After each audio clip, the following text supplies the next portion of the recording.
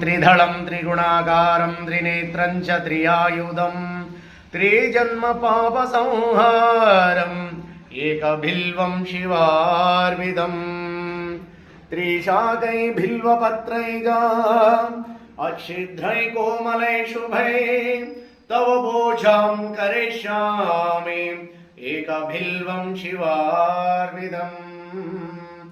दर्शनं बिल्ववृक्षस्य स्पर्शनं पापनाशनम् अघोरपापसंहारम् एकबिल्वं शिवार्विदम्